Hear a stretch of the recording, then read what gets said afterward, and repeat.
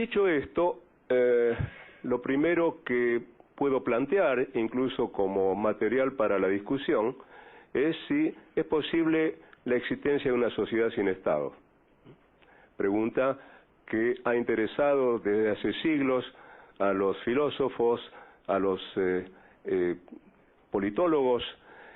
No había tantos politólogos siglos atrás, pero en todo caso aquellos que se dedicaban al estudio de la política.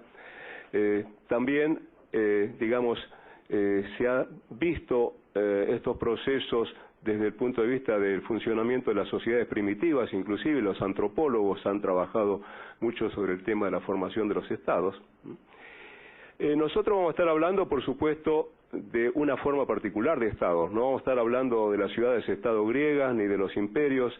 Vamos a estar hablando de un estado contemporáneo, de un estado capitalista, de un estado que en realidad podríamos decir que no tiene más de 200 años de existencia. Cuando conmemoramos no hace mucho tiempo atrás el bicentenario, estábamos refiriéndonos a un proceso que se gestó en América Latina a partir del movimiento independentista, que dio lugar a la creación de los estados nacionales en América Latina. De todas maneras, este es un fenómeno mundial, más allá de América Latina. La mayoría de los estados europeos, por ejemplo, fueron creados, a muchos de ellos, en todo caso, durante ese siglo. El siglo XIX fue llamado el siglo de las nacionalidades, precisamente. Por supuesto que existieron otras formas anteriores. En el siglo XV, por ejemplo, en Europa había 500 naciones. No eran, por supuesto, las naciones-estado actuales, pero había 500 y en el siglo XIX había 25. Es decir, estamos hablando de un proceso histórico de creación y destrucción de formas de organización nacional que evidentemente han tenido toda clase de avatares y vicisitudes a lo largo de la historia. En el caso del Estado Nacional, en realidad tenemos que agregar otro adjetivo. Estamos hablando de Estados nacionales capitalistas, porque evidentemente uno no puede disociar el surgimiento de los actuales Estados nacionales del proceso de construcción del capitalismo. Y en ese sentido, podríamos decir que la formación del Estado, vamos a ir utilizando algunas transparencias para, digamos, que podamos fijar algunos conceptos a través también de la imagen, ¿no? Que el proceso de formación del Estado no es ajeno y de alguna manera está estrechamente vinculado a lo que podríamos llamar más genéricamente el proceso de construcción social. Los Estados no se fundan necesariamente, por más que hay constituciones que las fundan. Vamos a tener en esta charla una visión del Estado que no implica necesariamente su formalización jurídica o constitucional. Vamos a estar hablando de la formación del Estado como un proceso social conflictivo alrededor de la construcción y la emergencia de una serie de aspectos que terminan dando consistencia y composición a este fenómeno más amplio que llamamos una sociedad nacional con un Estado nacional. Y en ese sentido hay distintos tipos de componentes que se van conformando al mismo tiempo que se va desarrollando este fenómeno que llamamos emergencia y formación de un Estado nacional.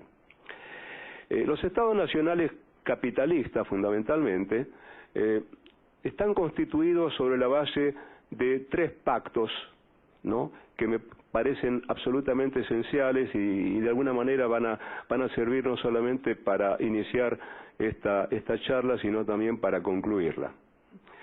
Esos tres pactos tienen que ver con tres cuestiones fundamentales que atraviesa toda sociedad capitalista.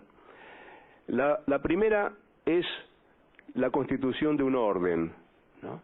Es decir, un contexto en el cual se hayan acordado, sea a través del consenso o a través de la imposición, de un conjunto de reglas de juego que hagan posible el desarrollo de las fuerzas productivas.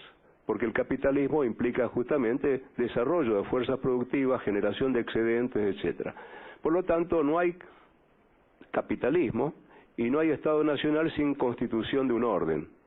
Ese orden no es, digamos, connatural a la formalización jurídica ni a un proceso, a un, digamos, episodio histórico particular. Cuando hace unos años se conmemoraba el bicentenario, había escrito un artículo en el cual yo me preguntaba, ¿qué estamos celebrando? ¿Bicentenario de qué? ¿No? Y el diario Perfil le cambió el título, por supuesto, y le puso 7 décadas de sangre, ¿no? Porque, claro, en el artículo yo me refería a las 7 décadas que transcurrieron entre 1810 y 1880 hasta que podíamos hablar efectivamente de una organización nacional definitiva. Durante esos 70 años, no solamente la Argentina, sino varios países de la región, e incluso podemos citar el caso uruguayo acá enfrente, que todavía soportó este tipo de enfrentamientos hasta entrado el siglo XX entre blancos y colorados. Estas sociedades han estado sometidas a fuertes enfrentamientos de todo tipo, que ustedes, por supuesto, por su conocimiento de la historia, conocen, pero que, en todo caso, implicaron resolver esta gran problemática que en aquel entonces llamamos el orden y hoy utilizamos otros términos como la gobernabilidad, por ejemplo, ¿no? ¿Una gobernabilidad o un orden para qué? Un orden para el desarrollo productivo. Por lo tanto, el desarrollo productivo capitalista implica la constitución de un segundo pacto. El primero podemos llamarlo pacto de dominación, ¿no?